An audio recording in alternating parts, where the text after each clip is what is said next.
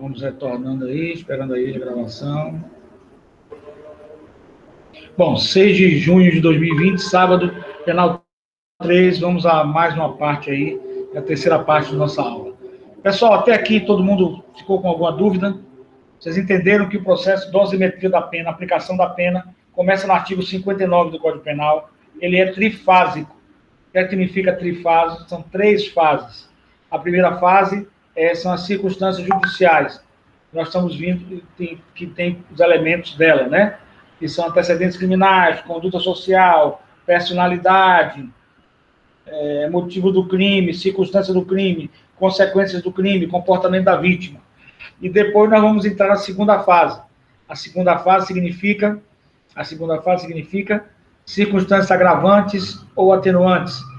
E a terceira fase, causas de aumento ou diminuição de pena. Isso tudo deve ser pesquisado e estudado, porque a dosimetria da pena é algo muito importante para o nosso direito penal. Vamos prosseguir, então. Alguém ficou com uma dúvida até aqui, gente? Podemos entrar em conduta social?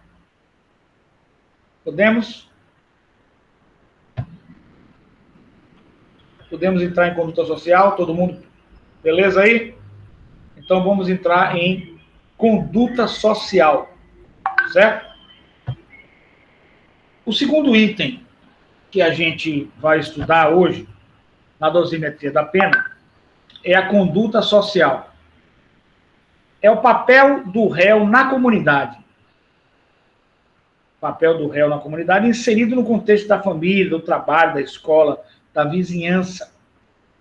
O magistrado precisa conhecer a pessoa que estará julgando, a fim de saber se merece uma reprimenda maior ou menor. Daí porque a importância das perguntas que devem ser dirigidas ao acusado no interrogatório e as testemunhas durante a instrução. Às vezes você tem testemunhas que você chama de testemunha só para... Não entendi isso, Susan. Os antecedentes criminais, os antecedentes é só a questão da conduta criminal.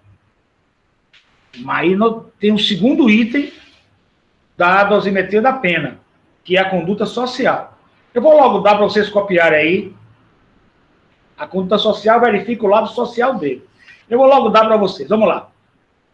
Os itens da primeira fase, que é a pena base, também chamado, nós estamos estudando, antecedentes, circunstâncias judiciais, artigo 59 em diante. Primeira fase das circunstâncias judiciais, que vai formar o final a pena base. Nós já estudamos antecedentes, anote aí. A segunda é conduta social. A terceira é personalidade.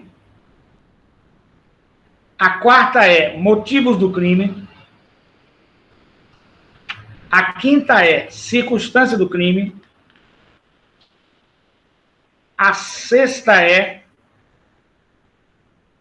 consequências do crime. A sétima é comportamento da vítima. E a oitava é a personalidade da vítima. Legal, gente? Legal até aí? Todo mundo entendeu? Vamos seguindo. Então, aqui nós temos a conduta social. O magistrado precisa conhecer a pessoa que estará julgando, a fim de saber se merece uma reprimenda maior ou menor. Daí porque a importância das perguntas que devem ser dirigidas, né? Ao acusado, ao interrogatório e às testemunhas durante a instrução. Todo acusado possui um passado, uma vida anterior à prática do delito. Mas essa conduta social ela vai diferir do antecedente, porque ela não tem nada a ver com a questão de delitos, né? Vamos chamar folha corrida.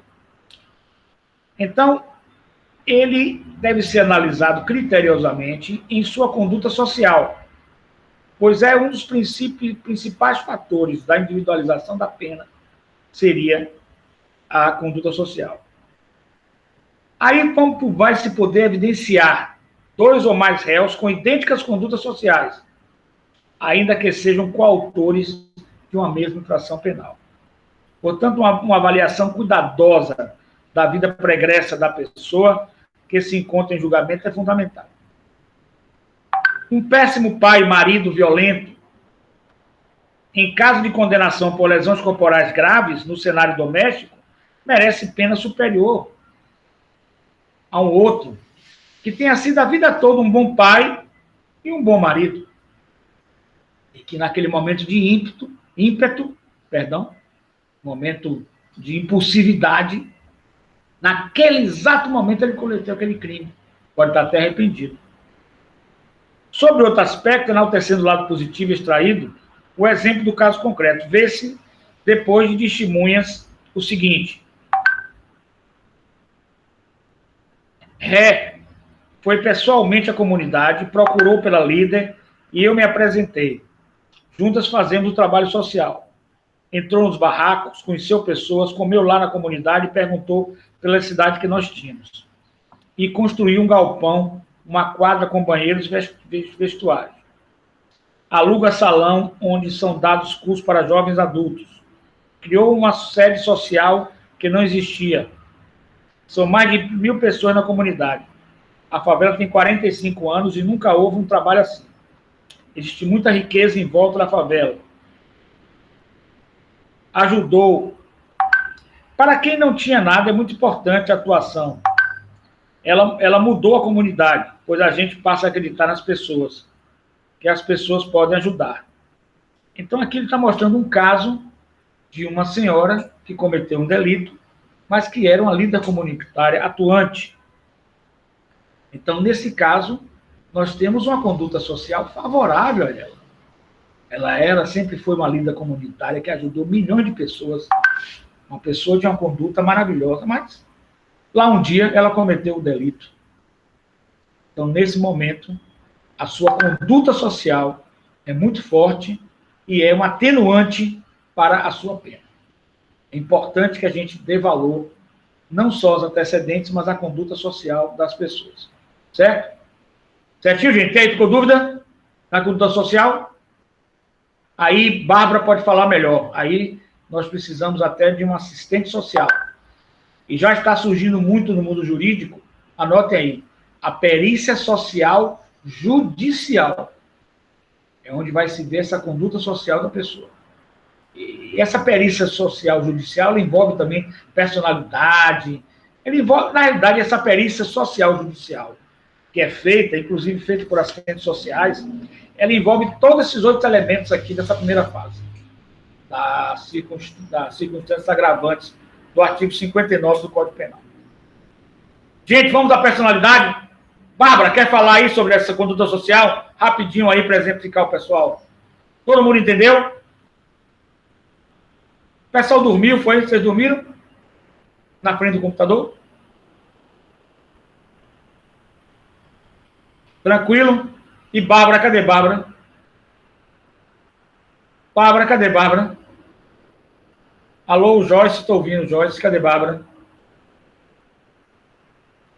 Cadê a assistente social? Eu estou precisando de um assistente social, cadê, por gentileza? Para Bárbara, compareça à sala. Sumiu, Bárbara. Bom, Bárbara sumiu, vamos prosseguir, gente. Ninguém sabe, ninguém viu. Vamos ver se eu acho Bárbara aqui na tela. Ela pode estar sem microfone desligado. Não, microfone desligado, né? Ah, pode ser microfone. Está só ouvindo o áudio. Bárbara sumiu. Professora, foi no banheiro que ela está com dor de barriga. Ela está com o famoso anterior caganeira. Eu já tinha sentido a falta dela, porque ela sempre se movimenta, sempre fala, né? Beleza, mas vamos prosseguir então. O próximo item é a personalidade do agente, certo? Aí vamos lá. Personalidade trata-se do conjunto de caracteres, anotem aí, personalidade, é o terceiro item, trata-se do conjunto de caracteres exclusivos de uma pessoa.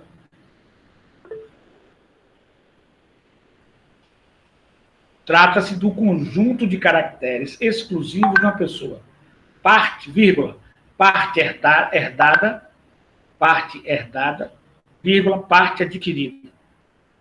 Exemplos: agressividade, preguiça, frieza emocional, sensibilidade acentuada, emotividade, passionalidade, bondade, maldade, ponto.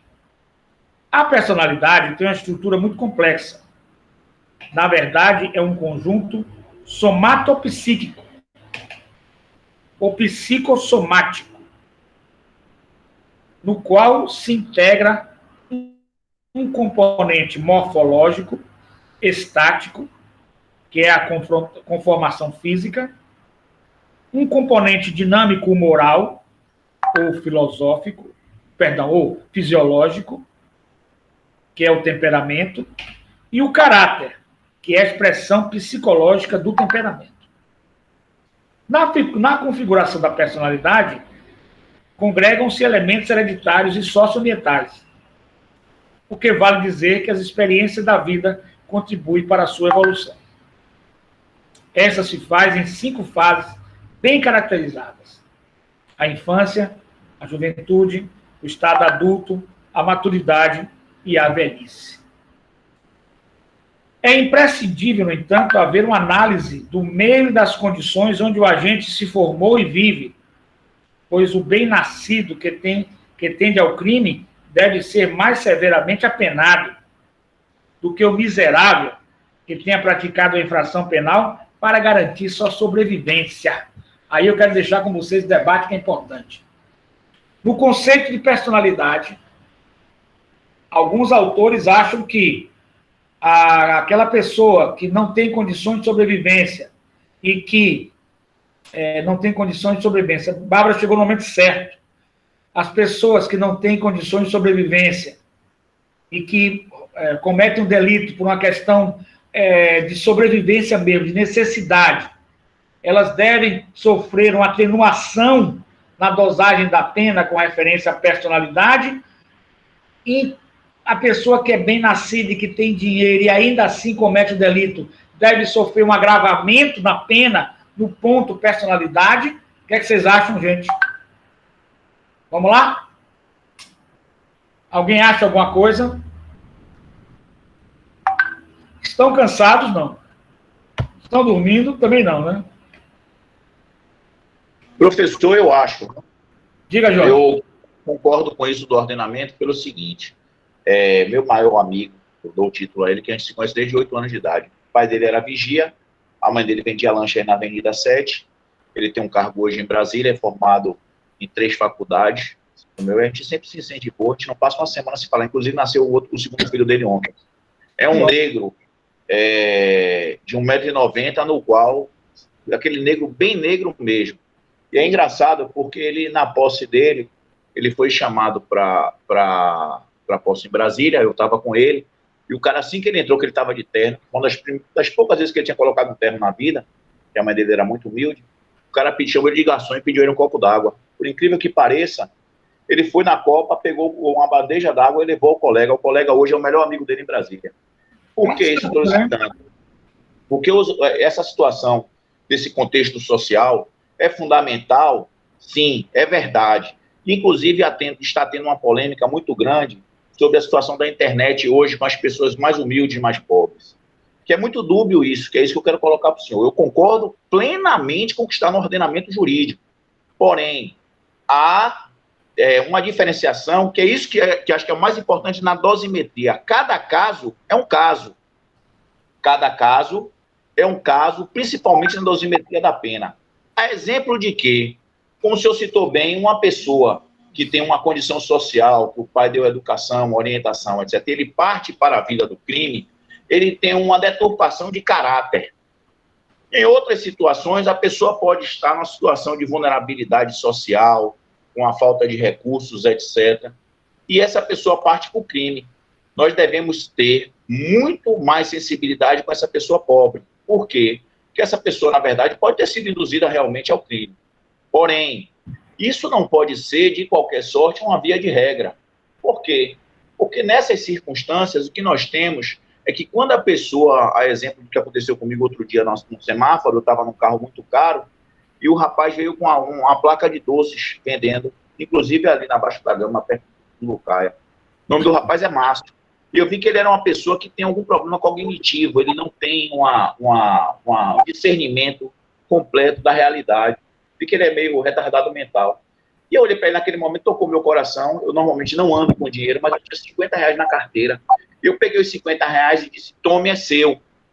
E eu achei impressionante que ele olhou para mim e disse assim, não, não, ele com a voz assim meio embargada por ser deficiente, né, fez, não, não, minha mãe não quer que eu pegue dinheiro, não, compre tudo aqui, mas eu não posso ganhar dinheiro, eu tenho que trabalhar para ter o dinheiro. Então, eu vejo que nós precisamos, ao mesmo tempo, que aí já junta também com a situação de George Floyd de novo, o contexto social do direito penal, que eu acho que é por isso que é tão apaixonante, e acho que o senhor é brilhante nas suas colocações, o senhor traz sempre a gente o pensamento, o psique, a amplitude do direito no mais intrínseco do ser humano, que é a grande relação, né, interpessoal, é que essa situação da dosimetria, essa situação da personalidade humana, do caráter dele, da inclinação, isso é uma combinação, nem sempre o que Rousseau colocou também, como colocou lá. Por quê? Porque o ser humano ele tem a sua natureza, a essência, mas também ele sofre muita influência da sociedade onde ele vive. Então, eu acho que nenhum dos dois tem uma razão 100%. Os dois têm certa razão, porém, nós somos a combinação desses fatos. Nós somos o somatório de cada pessoa que cruzou na nossa vida. O senhor, com certeza, teve pessoas que lhe deram grandes incentivos e outras que tiveram grandes decepções. Então, nós somos o somatório atrelado à nossa personalidade, que é inerente, a fim de atingirmos aquilo que nós somos. Então, eu vejo que a situação da dosimetria ela tem que ser caso a caso, e principalmente na questão da personalidade, ela tem que ser muito mais relativizada com esses parâmetros que tem com o ordenamento, mas que isso não seja um pressuposto concreto e definitivo. Perfeito, Jorge. É interessante. Então, a personalidade, novamente, aí nós estamos voltando, Helena aí, nós estamos voltando a uma dosimetria da pena, que vai trabalhar com a personalidade, mas que vai trabalhar com a forma também extremamente subjetiva. Além do mais, aqui nós temos alguns conceitos, como expressões vagas, sem qualquer significado prático, ou sem base nas provas constantes dos autos, tais como personalidade voltada ao crime, personalidade deturpada. Esses termos devem ser evitados, porque são preconceituosos, e o julgador, não tendo prova, não pode fazê-lo. Há um ponto relevante aqui, vocês devem anotar, se quiserem, por gentileza, a avaliação da personalidade do acusado pelo julgador. Avaliação da personalidade do acusado pelo julgador. Certo? Há quem sustente não possa o juiz analisar corretamente a personalidade do réu, porque não é técnico no assunto. Certo? Desse modo, alega-se a simples indiferença a esse elemento do artigo 59 do Código Penal, não se levando em consideração para o estabelecimento da pena base. Tem doutrinadores que acham isso. Temos defendido, e aí diz o professor Guilherme Souza Nunes, há muito tempo, em particular, na obra dele, Individualização da Pena, ser perfeitamente compatível a avaliação da personalidade do réu pelo magistrado, se há várias razões para isso. O elemento de personalidade encontra-se legalmente previsto no artigo 59 do Código Penal. Certo? Então, não tem como você não avaliar. A análise é feita pelo magistrado na sentença, no sentido de não se equiparar a um laudo feito por psiquiatra. A decisão judicial não representa um teste de personalidade para fins de tratamento. E quando se tratar de inimputável, requer o laudo de médico psiquiatra. A personalidade é um elemento eminentemente técnico. Significa desconhecer a realidade, pois qualquer pessoa avalia outra quanto ao seu comportamento positivo ou negativo. Erro de opiniões, avaliações de personalidade podem ser combatidos pela outra parte e podem ser combatidos também por um recurso. E eventual erro no aumento indevido da pena pode ser combatido também com avaliação por parte de assistente técnico das partes. Então, por isso aí, é um combate que o termo personalidade pode ser avaliado pelos magistrados, que está expresso no artigo 59 do Código Penal como pena base. É a primeira fase da dosimetria da pena. Vamos andando aí, nós vamos para motivos do crime. Motivos do crime são os precedentes que levam à ação criminosa. Motivos do crime são professor, os precedentes que levam à ação criminosa. As que o senhor falou. A primeira foi antecedentes criminais, depois conduta social, depois personalidade, correto? Não. Primeiro antecedentes, conduta social, personalidade.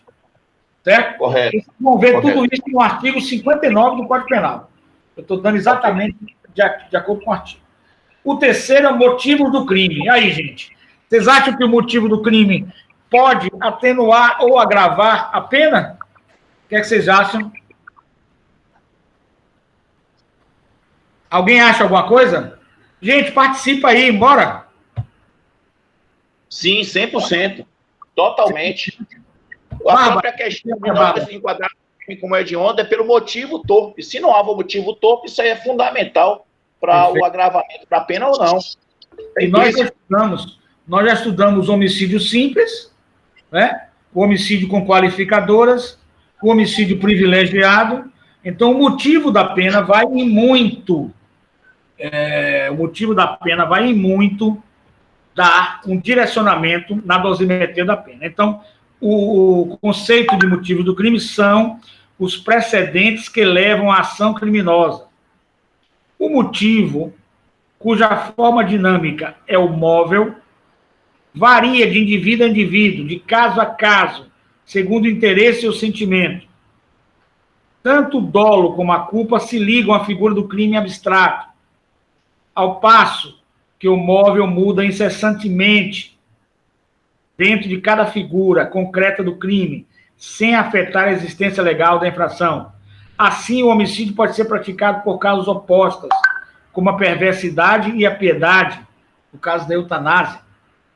Porém, a todo homicídio corresponde o mesmo dolo, a consciência e a vontade de produzir o elemento morte. O homicídio também pode ser culposo, sem a intenção de matar, como no caso negligência, imperícia, imprudência.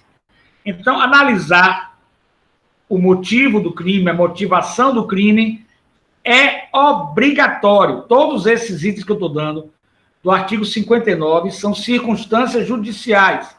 As circunstâncias judiciais, elas são obrigatórias. A dosimetria da pena tem que ser feita item a item, para chegar ao final da primeira fase, a chamada pena base.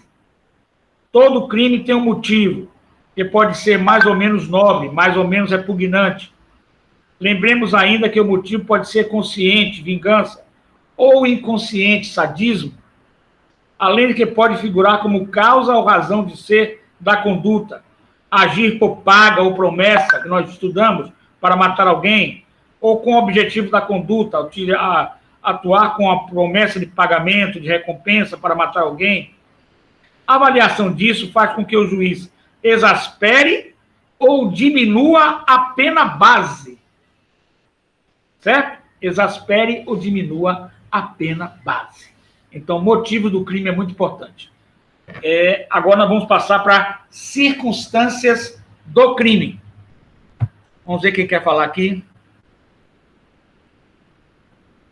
Paulo César, o motivo do crime pode vir a determinar defesa pessoal, crime culposo, doloso. Perfeito, Paulo César, perfeito. O motivo do crime é tudo isso aí, todo esse conceito, e deve ser avaliado na dosimetria da pena. Gente, em que fase é avaliado o motivo do crime? Vamos lá, em que fase é? Se não falar mal, se não ninguém falar nada, eu vou tirar ponto de todo mundo. Em que fase é? Sim, mas qual é a fase? Estamos falando de dosimetria da pena. Na primeira fase, professor, porque... Primeira fase. A circunstância... A dosimetria, ela é o quê? Trifásica. São 3 fases. A dosimetria é trifásica. A primeira é a pena base. Circunstâncias judiciais. Expressa no artigo 59 do Código Penal. Depois vem a segunda fase. Circunstâncias agravantes e atenuantes. Depois vem a terceira fase, caso de aumento ou diminuição de pena. Vamos lá. O terceiro, o próximo elemento é a circunstância do crime. São os elementos acidentais não participantes da estrutura do tipo. Elementos acidentais não participantes da estrutura do tipo, embora envolvendo o delito. Isso dá ideia, quando a gente fala em acidentais, dá ideia de que, gente, nas, exemplo, qualificadoras. Quando expressamente gravados na lei, as circunstâncias são chamadas de legais, agravantes e atenuantes, por exemplo, quando genericamente previstas, devem ser formadas pela análise e pelo discernimento do juiz. São chamadas de judiciais. Nessa fase, circunstâncias judiciais, nós vamos avaliar as circunstâncias genéricas. Então, notem aí, nessa fase, circunstância do crime, nós vamos avaliar as circunstâncias genéricas previstas no Código Penal, em tese, na parte geral. Legal? Um crime pode ser praticado, por exemplo, em local ermo, com premeditação, para dificultar sua descoberta e apuração do culpado, constituindo circunstância gravosa. No entanto, quando esses elementos acidentais não fizerem parte do contexto das circunstâncias legais, certo? Devem ser considerados residuais. Então, o delito nasce dentro dessa concepção do magistrado. Deu para entender, gente? Então, aqui vamos trabalhar muito com as genéricas. As circunstâncias genéricas. Vamos agora às consequências do crime, gente. Vamos lá? Consequência do crime. É muito importante as consequências do crime. Certo? E consequências, a gente vai falar aqui, talvez foi o George que falou, outros também já falaram, que as consequências do crime são, às vezes, a mesma. Por exemplo, o sufocamento de um rapaz negro por seguranças aqui no Brasil, que foi, em tese, né, nada igual, mas em tese igual a de George Floyd, não teve tanta repercussão como a de George Floyd, que foi no mundo todo. Embora suas consequências são as mesmas, né? As consequências do crime são as mesmas. Asfixia, crueldade, impossibilidade de defesa da vítima, né? Gerando morte, sendo filmado, a vítima implorando para respirar. Você imagine que situação. Então, tudo isso são... No caso, professor, similar a esse, se o senhor for lembrar, o caso da menina Isabela Nardoni, que nossa querida Delma foi aí na faculdade. Isso. Se o senhor for lembrar, naquela mesma semana, olha que coisa engraçada, aconteceu uma situação extremamente parecida em Fortaleza. E 15 dias depois, aconteceu aqui no Imbuí, em Salvador, um fato também parecido. Agora, olha que coisa engraçada. A repercussão de Isabela Nardoni tomou essa proporção, que é o que nós falamos sempre. Sabe por quê? Porque a mídia estava na cidade de São Paulo. Se isso ocorre em Cabrobró, se isso ocorre em Salvador, se isso ocorre em Vitória da Conquista, como em outros casos acontecem, como eu, por exemplo, não gosto muito da retórica do que acontece de discriminação, mas a verdade é que nós temos muitos casos de discriminação racial todos os dias, em todos os lugares do país. Agora, infelizmente, é justamente quando é de interesse da mídia, toma essas proporções e se torna, porque o povo, na verdade, é levado feito gado pela mídia. As projeções que acontecem, a repercussão, como nos Estados Unidos, acontece diariamente, tanto os crimes de homens brancos contra negros, como de negros contra brancos. O que acontece lá, por exemplo, que a gente não para pensar, mas aqui no Brasil houve a Lei Áurea. Nos Estados Unidos, a situação lá foi em guerra. Nós temos lá uma situação extrema, porque foi Carolina do Norte, uma segregação racial, com a Carolina do Sul. Até hoje, os negros lá, eles têm bairros que só entram negros, que eles chamam de guetos, na verdade. Então, como eu, me perdoe a franqueza, acho muito correto que colocou um ministro entrado naquela reunião fatídica lá do xingamento. Não existe o povo negro, o povo amarelo, o povo branco. Nós temos que ter um dia a consciência de ter um povo só, o povo brasileiro, um tipo de gente. E é isso que nós devemos enxergar. Eu não enxergo nenhum negro diferente de mim, eu não me acho mais inteligente, mais competente. Acho que cada um tem suas características. Agora, olha que coisa, se o senhor for ver, que é o que um dia eu conversei isso com um americano, eu tive a oportunidade de ir para Nova Orleans ouvir blues. Quando você foi ver, outro dia eu assisti o filme de Ray Charles. Rapaz, não existe musicalidade igual aos negros. Você tem que entender que isso é inerente da raça, é inerente deles, isso é uma qualidade maravilhosa. Só que cada um tem sua peculiaridade. É o que aconteceu, por exemplo, essa semana com o discurso de Lewis Hamilton, porque ele se declara o primeiro negro na Fórmula 1, etc. Não é verdade, já houve outro piloto. O primeiro campeão foi ele. Mas, na verdade, Hamilton é miscigenado, é inglês, é misturado com o pessoal branco. Como eu, na verdade, meu avô, como eu já cansei de falar, meu avô era escravo, era negão. Meu bisavô. Então, o que nós temos que entender é que só temos uma raça. Esse discurso de raça A, raça B ou raça C só faz separar. Nós temos que entender que somos todos iguais, como está na Constituição. É isso que é fundamental. É interessante isso aí, né? Muito interessante o que o Jorge falou. Então, prosseguindo aqui, as consequências do crime, aí vamos à definição. Constitui o mal causado pelo crime. Transcende o resultado típico. Aí é o mal que ele causou às pessoas. E, às vezes, aí Jorge também falou nisso, se confunde consequências do crime com sua repercussão. O mal causado pode ser o mesmo e não ter uma repercussão social. É lógico que no homicídio, por exemplo, a consequência natural é a morte de alguém. Em decorrência disso, uma pessoa pode ficar viúva ou órfã, filhos podem perder um pai, diferentemente o indivíduo que assassina a esposa na frente dos filhos menores, causando-lhes trauma sem precedentes, precisa ser mais severamente apenado, pois trata de uma consequência muito chocante, grave, repugnante. Então, vocês notem que por aí vocês têm a consequência do crime. Vamos ao comportamento da vítima. Esse é importante também.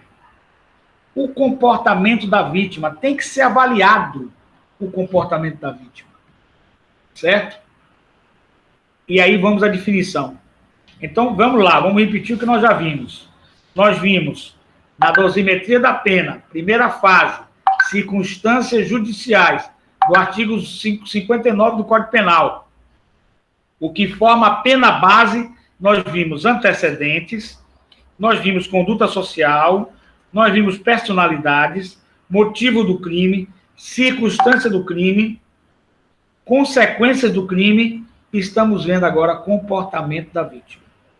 É o modo de agir da vítima que pode levar ao crime. Segundo Miguel Reale Júnior, René Ariel Dotti, Ricardo Andreucci e Sérgio Pitombo, o comportamento da vítima constitui inovação com vistas a atender aos estudos da vitimologia. Pois algumas vezes o ofendido, sem incorrer em injusta agressão, nem por isso deixa de acirrar os ânimos.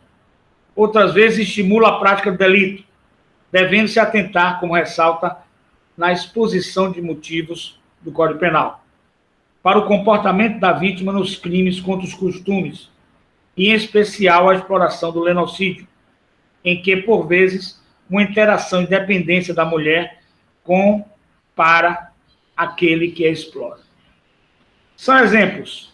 O exibicionismo atrai crimes contra o patrimônio. O mundano, delitos sexuais. O velhaco que gosta de viver levando vantagem atrai o estelionato, a agressividade, o homicídio e as lesões corporais. E assim sucessivamente. Não se quer dizer que o mundano, por exemplo, vítima de crime sexual, não esteja protegido pela lei penal, nem mesmo que o agente deva ser absolvido.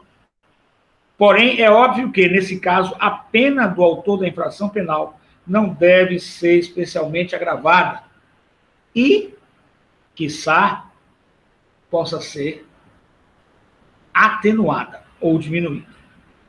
Diferentemente, quando se tratar de uma pessoa recatada e tímida, colhida em seu recanto doméstico por um agressor sexual, é natural que a pena seja exasperada, pois a vítima não deu, de modo algum, margem ao ataque sofrido. Nos casos de crimes vagos, aqueles que não possuem um sujeito passivo determinado, figurando no polo passivo em geral a sociedade, dificilmente se consegue avaliar o comportamento da vítima. Afinal, se não existe pessoa ofendida diretamente, torna-se incompreensível levar em conta a atitude coletiva para contrapor a do réu.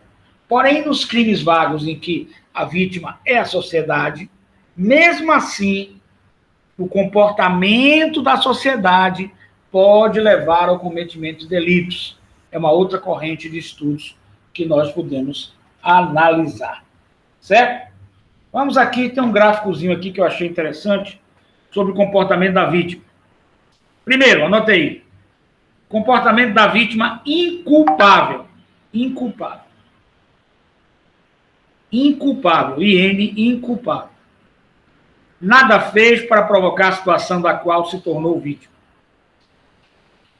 Passando no local, sofre uma lesão causada por um tiro, advindo de um tiroteio entre quadrilhas rivais. Então a pessoa está passando bala perdida. Qual é a culpa da vítima?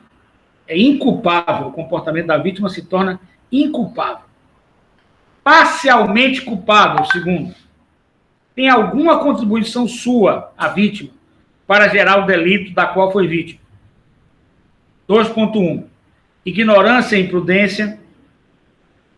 Gestante morre ao permitir que ele faça um aborto fora do hospital.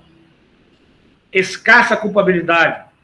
Entrega assim de sua conta bancária ao noivo, que faz saques inesperados e desaparece. Voluntária. Doente em estágio terminal, pede para morrer. Terceira, completamente culpável. São 3 categorias dentro do comportamento da vítima. A primeira, a vítima não tem culpa nenhuma, é inculpável. A segunda, ela é parcialmente culpável. E a terceira é completamente culpável. Então, dependendo do comportamento da vítima, aí, ó, se a vítima é totalmente inculpável, isso aumenta ou diminui a pena do réu, gente? Vamos lá? Diminui. Diminui? Você é totalmente inculpável do seu valor? A vítima, nós estamos falando de comportamento da vítima. Aumenta. Aumenta. A vítima é totalmente inculpável, completamente inculpável. Isso, se for detectado esse comportamento da vítima, vai aumentar a pena do agente.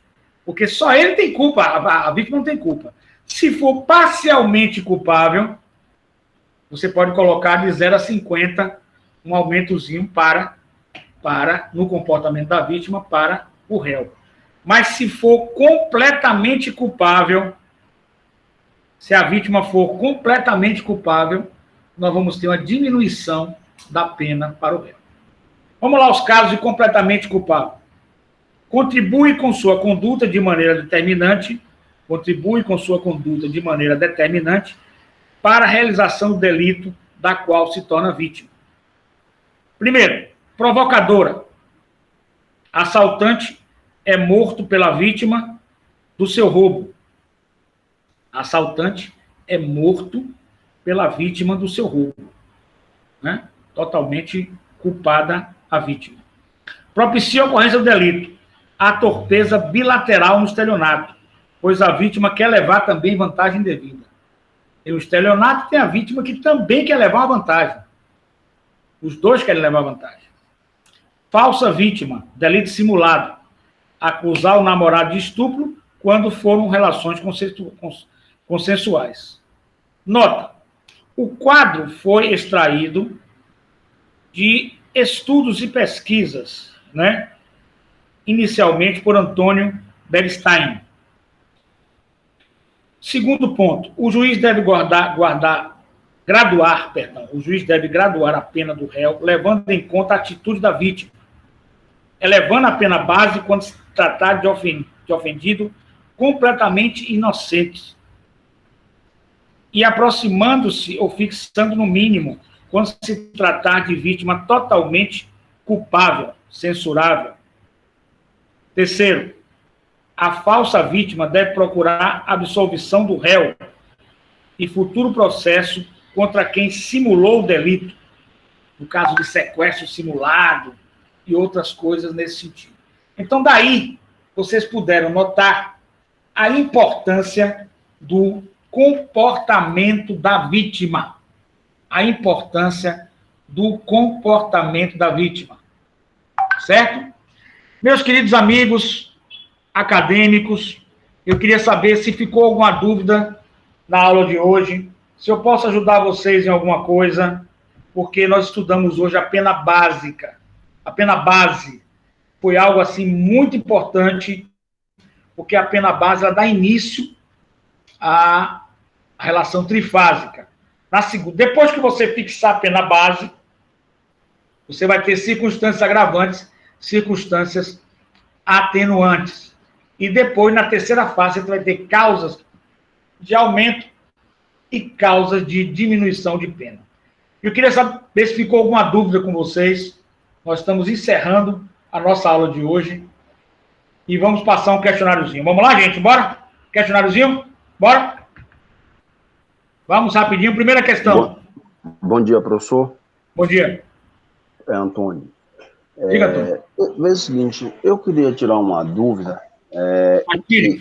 Com esse caso do menino lá de Pernambuco, à noite estava tendo uma entrevista no Jornal Nacional em que o delegado declarou que foi um crime culposo.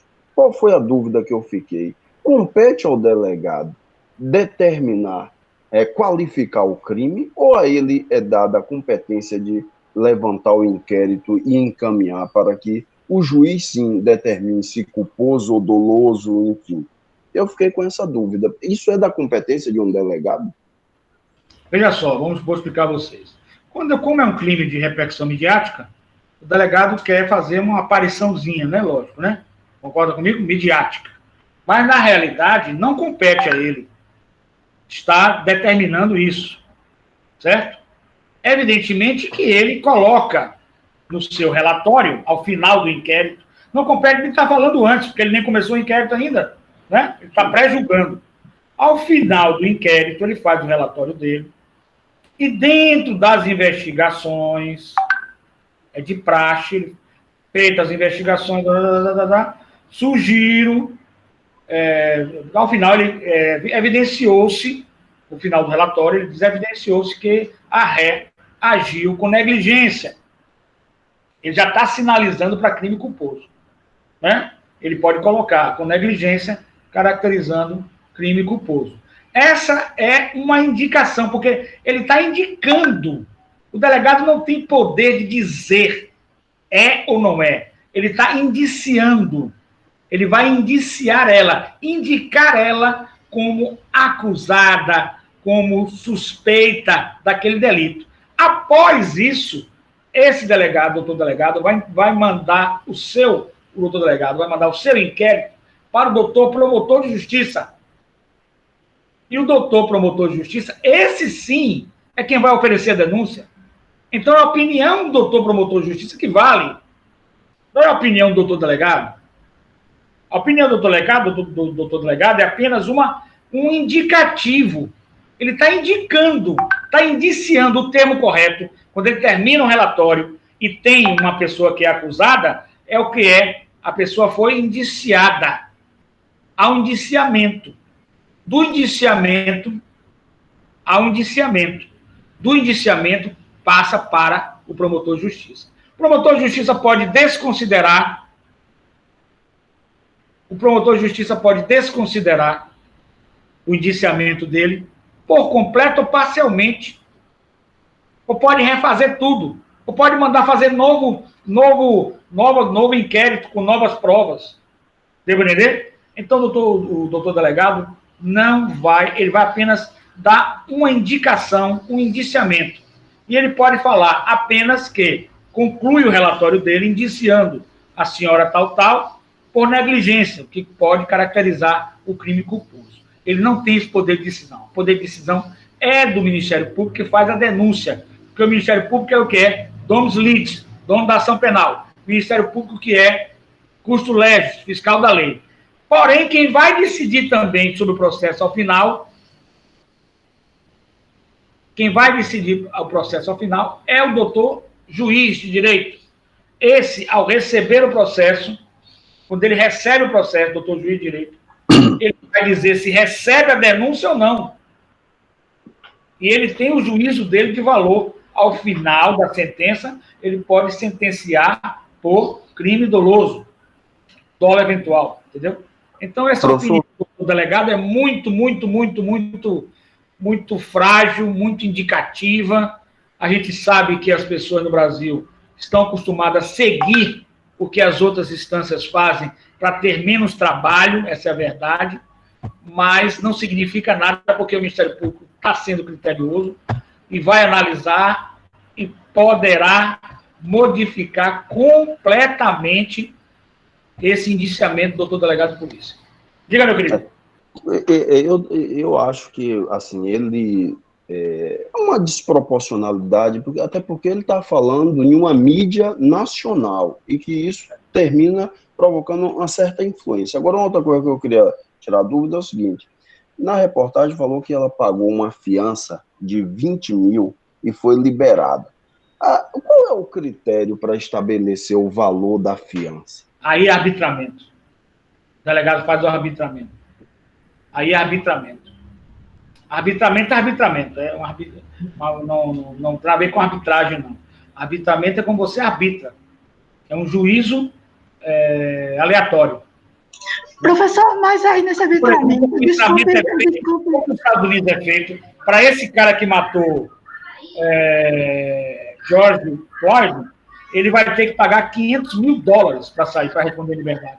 Mas ele leva em consideração alguns fatores, né, professor? Sim, as condições sociais. Pode fugir, condições sociais do autor, condições econômicas. Né? Se ele pode fugir ou não. Ele pode fugir, se tem residência fixa, não tem. Mas, de qualquer maneira, é um valor aleatório. É mais pela condição econômica, de poder pagar. Mas nos Estados Unidos não tem isso, não. Botaram $500 mil. Eu acho que o cara não vai arrumar o dinheiro, não. Acho que o cara vai responder preso. O caso de George Floyd. O caso dela, se ele colocou culposo, não tem assim muito o que se falar com referência à prisão, porque o próprio crime culposo no Brasil é tão pequena a pena, né? Conforme Ricardo já tinha mencionado aí, muitas vezes até convertido até em cestas básicas, lá o que seja. Nos Estados Unidos nós temos culposo 25 anos de cadeia, lá em Minnesota. Então você tem ideia que é diferente completamente uma coisa da outra, né? Então não tem esse negócio de ser culposo, a pessoa vai ter que pagar mesmo pelo seu crime. Pessoal, ficou alguma dúvida para passar o questionário? Bora lá? Ficou dúvida? Vamos lá, primeira questão. Conceitue dosimetria da pena. Segunda questão.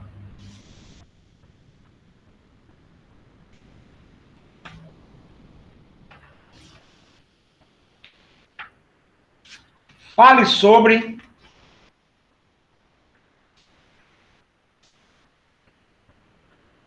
discricionariedade juridicamente vinculada. A televisão está muda aqui, mas estou passando o olho aqui. A Inglaterra está lotada de manifestantes. Toda a Inglaterra, a França, lotada. A Austrália, Nova Zelândia, a coisa tomou um rumo mundial. A primeira é conceitue dosimetria da pena. A segunda é fale sobre discricionariedade juridicamente vinculada. Discricionariedade juridicamente vinculada na aplicação da pena. Terceira, relacione. Aí veio a palavra do latim. Quanto. Professor, não entendi a segunda. Segunda, fale sobre discricionariedade. Discricionariedade juridicamente vinculada. Fale sobre discricionariedade juridicamente vinculada. Discricionariedade juridicamente vinculada. Terceira, entendeu agora? Beleza? Beleza? Ok? Beleza, beleza. Beleza. Terceira pergunta. Relacione, aí vem do latim, né? O quantum ideal da pena com o princípio, o quanto ideal da pena com o princípio da individualização da pena. Quarta questão. Fale da importância da primeira fase, da aplicação da pena,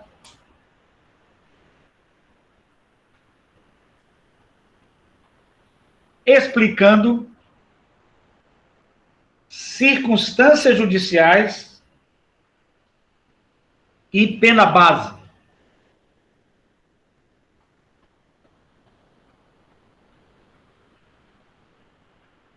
Circunstâncias judiciais e pena base.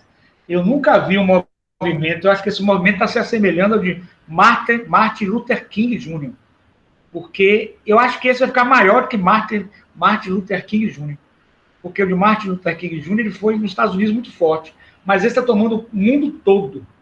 A BBC aqui que eu estou vendo de Londres, está lotado Londres, lotado de gente. E gente, estou falando de movimento popular mesmo, é o branco, é o negro, todas as raças se manifestando. Incrível como esse caso tomou essa repercussão. E realmente foi um absurdo, né? Mas vamos continuar. Que questão agora? Que questão é, gente? Repete a quarta, professor, por É a favor. quinta, professor. Repetir a quarta. Pega aí com Bárbara. Bárbara, depois você dá para a Joyce essa quarta. Vamos para a quinta. Ok. Vamos lá. A quinta. Agora é a quarta ou quinta? Quinta, né? Quinta. Quinta, maravilha. Vamos à quinta. Fale sobre antecedentes criminais. Fale sobre antecedentes criminais. Sexta. Desenvolva as teses dos antecedentes criminais. Desenvolva as teses dos antecedentes criminais. Sétima. Explique a súmula 444 do STJ.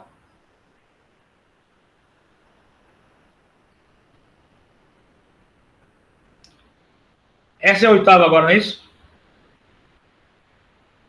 É a oitava, gente? É, oitava. Explique a súmula 241 do STJ.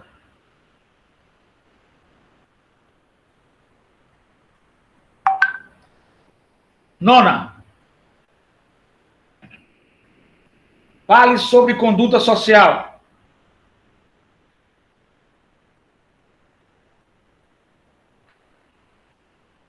Décima.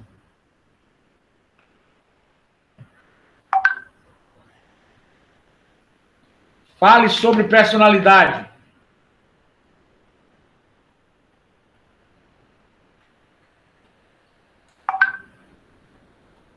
Décima primeira. Explique se o juiz pode avaliar a personalidade do acusado.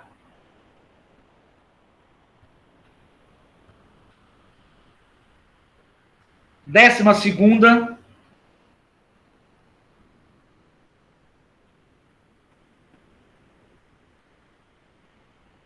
Fale sobre personalidade e avaliação de inimputável. Personalidade e avaliação de inimputável. 13ª agora, não é isso? Isso. Fale sobre os motivos do crime.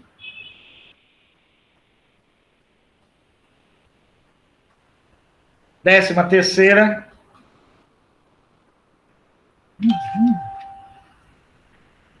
Décima quarta, professor. 14ª.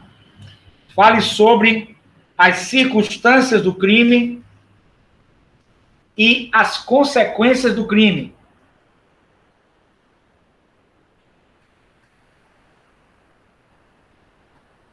15ª, dissecar, aí é para dissecar mesmo, o comportamento da vítima.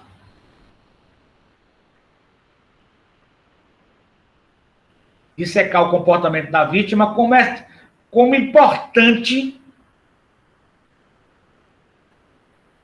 para a aplicação da pena. O comportamento da vítima ganha grande importância na aplicação da pena. Dissecar o comportamento da vítima como importante para a aplicação da pena. Gente, ficou alguma dúvida aí? Ficou, gente, alguma dúvida? Estou aqui para tirar. Antônio, respondi sua pergunta. Respondi, Antônio? Antônio?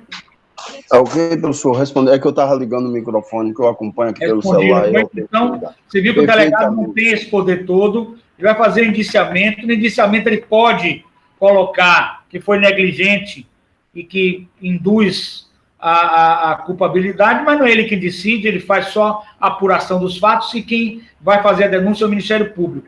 Quem vai receber a denúncia e decidir ao final vai ser o juiz. Então, acho precipitado o delegado falar em crime culposo nesse momento. Porque, para mim, o caso de... É Marcelo o nome do menino, né? Marcelo... Miguel. O caso de Miguel, na minha opinião, evidentemente que o direito é formado de interpretações subjetivas, de opiniões, né? Há um confronto de subjetividades e opiniões. Na minha opinião, é crime doloso contra a vida. Só que o dolo, a modalidade dele é o dolo eventual. Ela não quis diretamente matá-lo, mas assumiu o risco de produzir o resultado morte. Assume sim. Quem coloca uma criança no elevador de 5 anos e bota para ela para o 9º andar, porque pelo que eu vi nas câmeras, eu não posso também assim afirmar. Estou fazendo a hipótese jurídica, meu entendimento. É crime, na minha opinião. Posso mudar quando eu pegar os autos, pegar a motivação, pegar as consequências, pegar a personalidade, né, pegar todo o contexto probatório, eu posso mudar completamente, lógico. Mas assim, pelo que eu vi na mídia, e não é uma opinião para julgar, né, para condenar ninguém, mas é uma opinião assim, acadêmica, como hipótese. Eu avento a hipótese, que não é ainda 100%, carece de eu ter conhecimento dos autos para poder dar uma opinião mais abalizada, mas pelo que eu vi na TV, o caso Miguel é crime doloso contra a vida, no caso seria o dolo eventual, assumiu o risco de produzir o resultado morte. Nesse caso, se prevalecer a minha tese, certo, de crime doloso contra a vida, não direto, porque vocês sabem que o direto é o cara pega o revólver e sai com a intenção de dar um tiro na pessoa, de matar. Ela não tinha a intenção direta de matar, né? Pelos dados que foi dado pela mídia, conforme o Jorge está aí concordando comigo. Ela não tinha intenção direta de matar, mas no fundo ela assume o risco, né, da produção do resultado morte.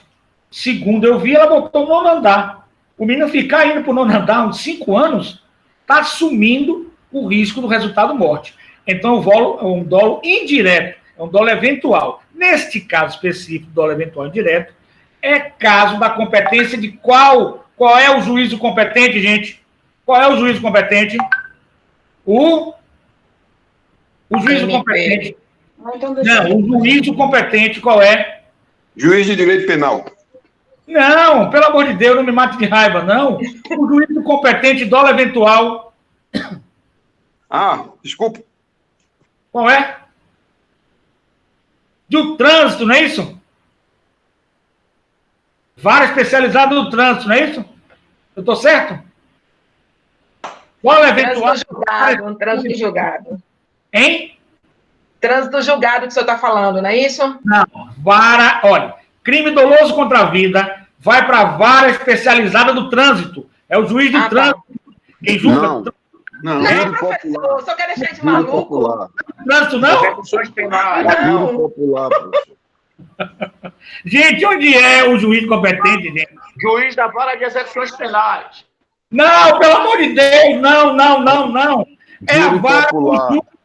do júri, Júri pelo popular. amor de Deus, gente. É a vara do júri. Crime doloso contra a vida, tentado ou consumado, vara do júri.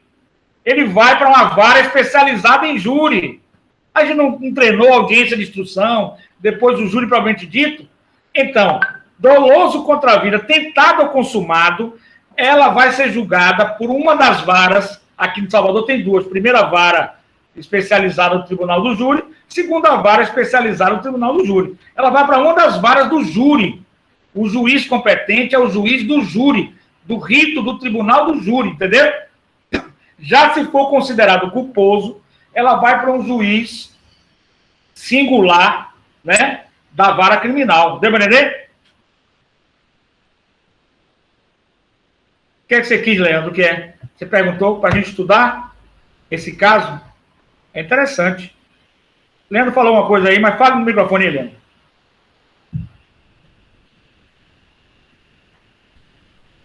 Ele quer o livro, Um livro de professor. Guilherme de Souza Nucci, que eu vi muitos comentários aqui, que eu fiz para vocês hoje. Ele já está no Avar. Se você pesquisar, ele já está no Avar. Certeza absoluta. Se você pesquisar e não achar, você me fala no WhatsApp. Mas pesquise, que você vai estar. Professor. Está o livro de Guilherme de Souza Nucci, todinho, o manual, no Avar. Certinho? Certinho? Aí você pode ver esse livro aí. Gente, então, se for doloso, tentado ou consumado, no caso do menino Miguel, que é o dolo eventual, ela vai ser julgada na vara do júri. Se for culposo, ela vai ser julgada no juízo criminal comum, entendeu? Então, essa é a diferença. Então, vamos estudar esse caso, Jorge, bora? Eu gosto de estudar caso concreto, não com o intuito de acusar ou defender, mas com o intuito de fazer a tese jurídica. Eu acho muito interessante que vocês pratiquem, por exemplo, esse caso, que vai dar pano para manga, vai ficar na história, pode ser, por exemplo, o TCC de vocês com estudo de caso concreto. Muito interessante, entendeu? Eu acho que é interessante, vamos estudar esse caso. Agora, veja só, é importante que, se for júri, vá para a vara especializada do júri. Isso, vamos dividir quem acha que é culposo e quem acha que é. Olha aí, a Jorge está dando uma sugestão, vamos dividir. Na próxima aula a gente faz pelo menos um tempinho rápido desse debate, se o caso Miguel é culposo ou se o caso Miguel é dolo eventual. Dolo eventual vai para que vara, gente? Quero fechar a aula guia hoje. Que vara é dolo eventual? Se for considerada aquela senhora dolo eventual, qual é a vara que ela vai? Especializada em quê?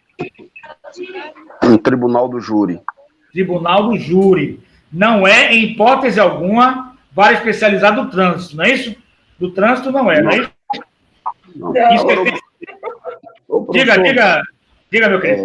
Me diga uma coisa, a ideia de Joyce, ela é interessante. Agora, o senhor não acha que seria, neste momento, prematuro a gente fazer essa análise, já que não temos ainda outros elementos? Porque agora o que a gente tem é apenas algumas reportagens da imprensa, mas nós não temos ainda elementos para dar uma opinião categórica se houve um crime culposo ou dolo eventual. Eu sou dessa opinião que há ali um dolo eventual, que ela assume de fato o risco, porque você não pode pegar uma criança e deixar dentro de um elevador, que é um transporte que tem também lá seus riscos.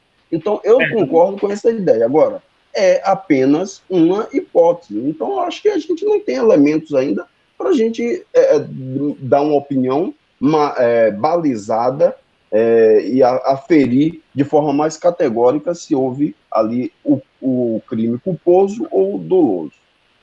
Mas eu acho assim, a nível acadêmico, para treinamento do raciocínio, para desenvolvimento do raciocínio, mesmo que vocês façam de forma sucinta uma opinião de vocês, né? Mas a nível hipotético, eu acho que é válido a nível acadêmico. Desenvolve o raciocínio. Vamos fazer, mesmo com poucos elementos que nós temos. Mas nós temos muita teoria para desenvolver. Muita teoria para desenvolver. Então, é muito importante que a gente faça. Vamos fazer para a próxima aula. Para desenvolver a teoria. Não precisa ser muito grande o trabalho, porque não temos, assim, elementos. Podemos desenvolver dentro do que nós temos pela televisão, mas desenvolver as teorias. O que é muito importante a gente desenvolver no caso concreto são as teorias que estão por detrás disso, as teses. Aí, tese de crime de negligência, pegar jurisprudência de crime de negligência, pegar doutrinas, colacionar. É um estudo de pesquisa muito, muito legal dentro do caso concreto. Vamos fazer a próxima aula. Evidentemente que a gente não vai fazer isso de uma forma completa, porque a gente não tem ainda na matéria fática os elementos, como o Antônio falou, assim, muito contundentes, sem muito de conclusão. Mas a gente desenvolver a tese na nossa mente, a nível hipotético, pode ser feito. Tá certo? Gente, alguma dúvida mais? Estamos encerrando a nossa aula. Ficou alguma dúvida? Ficou alguma dúvida? Não. Então, desejo a vocês todos, Paulo, para você também, um excelente final de semana. E estudar, gente. Estudar e estudar. Aproveitar essa quarentena. Legal? Um bom final de semana, professor e colegas. Professor, tchau. Vladimir, Fernanda Jorge, todo mundo aí. Um beijo, um queijo. Deus abençoe vocês. Bons estudos. Um abraço. Tchau, gente. Um abraço. Um abraço, bom final de semana. Tchau, tchau.